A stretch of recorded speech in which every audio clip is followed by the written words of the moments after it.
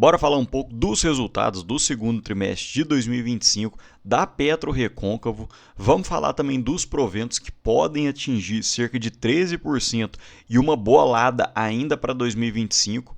E no final quero fazer um comparativo entre a PetroRecôncavo e a Petrobras. Qual estaria melhor para investir hoje? Olá pessoal, meu nome é Rafael, falo do canal Ponto de Investimento, sem enrolação, bora lá?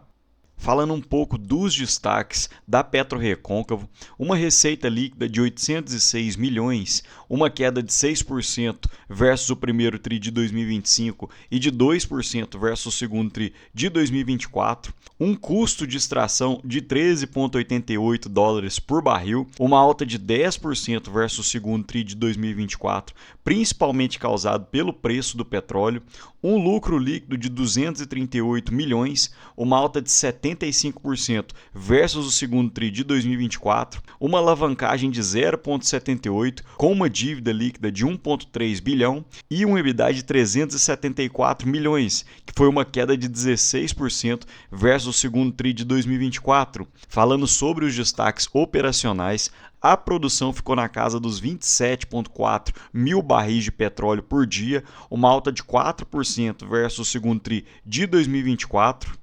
E a aquisição de 50% dos ativos da unidade de processamento de gás natural de Guamaré. Vamos falar um pouco mais sobre isso nos próximos slides. E o início das operações no gasoduto de Thier. E realmente a produção da PetroRecôncavo tem aumentado tri por tri. Percebam que no primeiro tri de 2024 encontrava-se em torno de 26,4 mil barris por dia.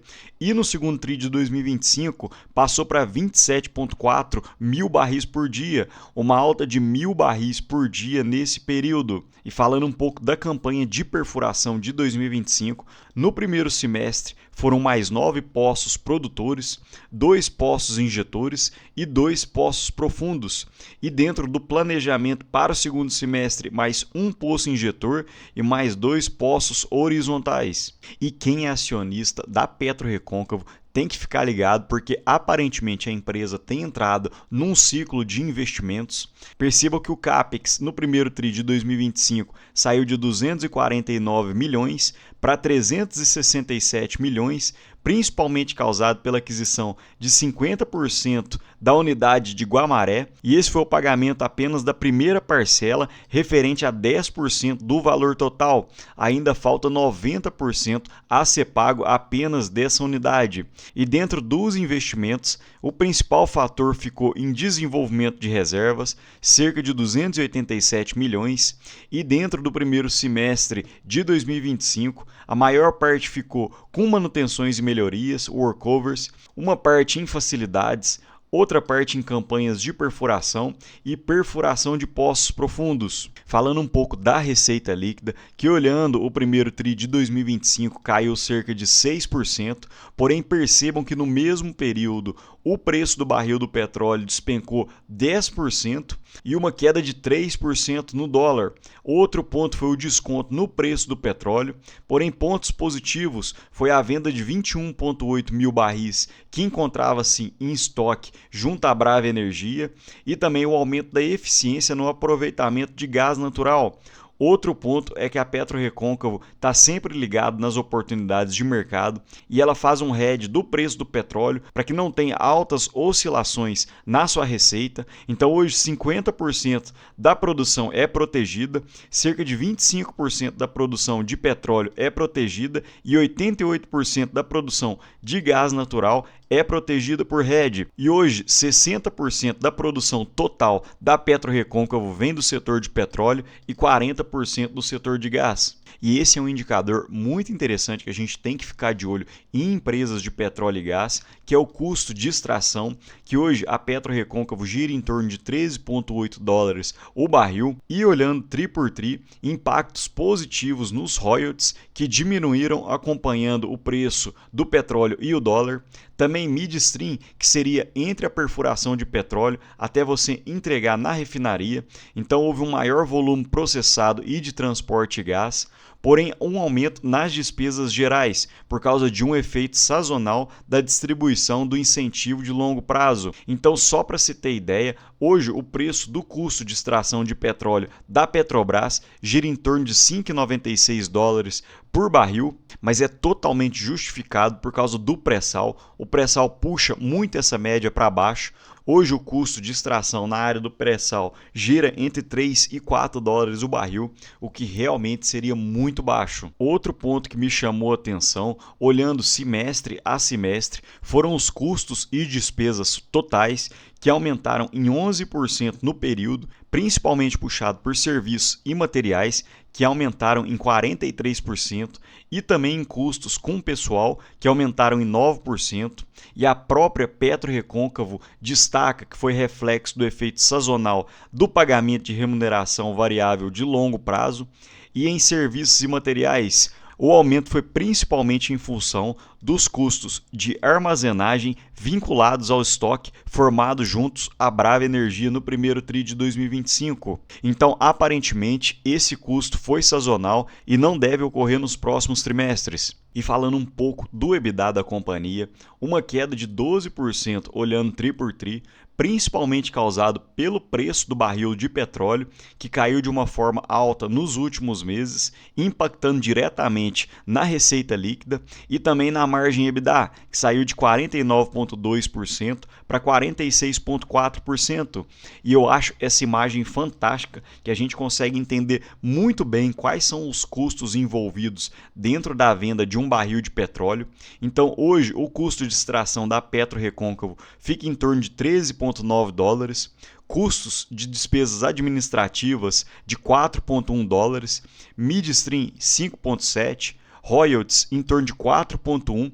Então, hoje, o ponto de equilíbrio da PetroRecôncavo gira em torno de 27,8 dólares e o preço do barril de petróleo hoje gira em torno de 67 dólares. Então, a PetroRecôncavo detém uma alta margem que ela ainda consegue colocar dentro do seu bolso.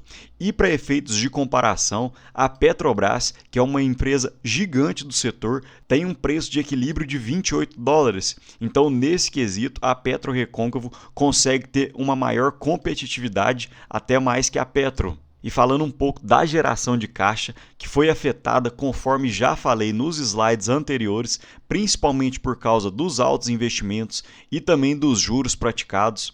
Percebam que a posição de caixa no primeiro tri de 2025 era em torno de 1 bilhão, um aumento no fluxo de caixa operacional de 268 milhões, um CAPEX total de cerca de 367 milhões, juntando os investimentos e aquisição de Guamaré, e também 268 milhões em JCP e recompras. Então deixou a PetroRecôncavo com uma posição de caixa bem menor do que ela se encontrava, de 652 milhões. E falando um pouco da geração de caixa livre, que relaciona o fluxo de caixa operacional menos o CAPEX, ou seja, os investimentos. Então, o segundo TRI de 2025 houve um prejuízo de 100 milhões, principalmente causado pelo efeito líquido dos juros que foram pagos e também pela assinatura da aquisição de 50% de Guamaré, conforme já havia falado nos slides anteriores. E hoje a PetroRecôncavo detém uma alavancagem de 0,78,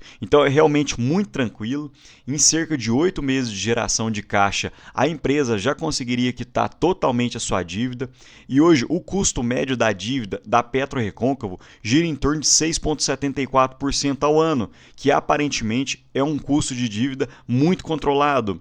E para 2026 e para 2027, a PetroRecôncavo não terá nenhum pagamento de dívida, e isso ficará apenas para 2028 em diante. E falando um pouco de proventos, normalmente a PetroRecôncavo paga proventos 2 vezes ao ano, em abril e em dezembro.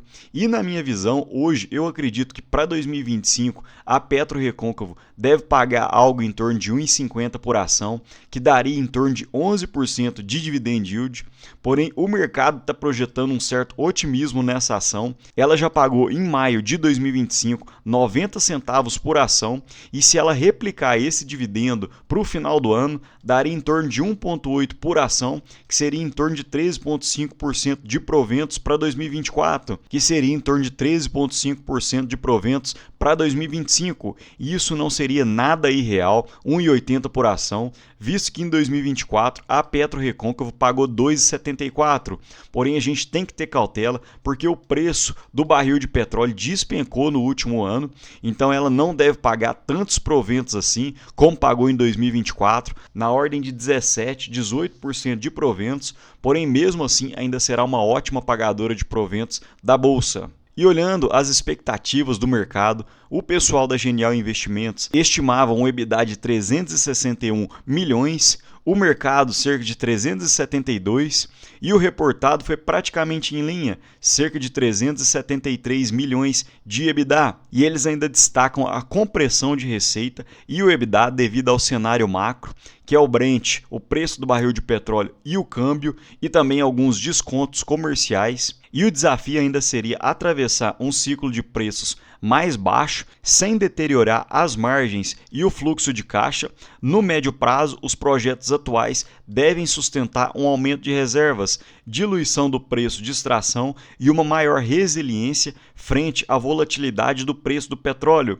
E hoje o pessoal da Genial Investimentos acredita que a ação esteja barata, mas refletindo as dificuldades da companhia em rampar sua produção e atravessar essa fase de pesados investimentos. E só para finalizar, para a gente fazer um comparativo entre a Petrobras e a PetroRecôncavo, hoje olhando pelo indicador de preço sobre lucro, a Petrobras estaria mais atrativa, mas praticamente em linha um contra o outro. O preço sobre valor patrimonial da PetroRecôncavo hoje encontra-se mais descontado.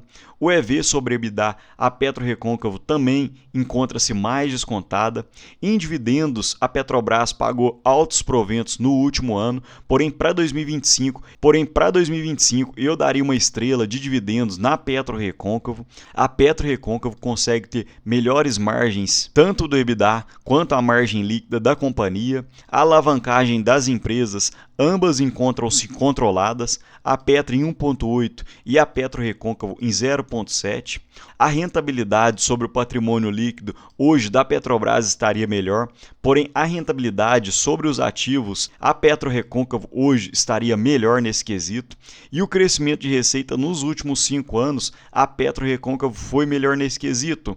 E não há um indicador de crescimento de lucro dos últimos 5 anos, visto que a PetroRecôncavo listou na B3 em 2021. E aparentemente esse foi um resultado mais ou menos, as ações nem caíram nem subiram no pregão dessa sexta-feira, uma leve queda de 0,15, então realmente não houve tanta influência assim nos resultados do primeiro tri. O mercado está esperando os próximos resultados, verificar principalmente o preço do barril do petróleo. Mas me conta aqui, pessoal, você tem ficado de olho nessa empresa?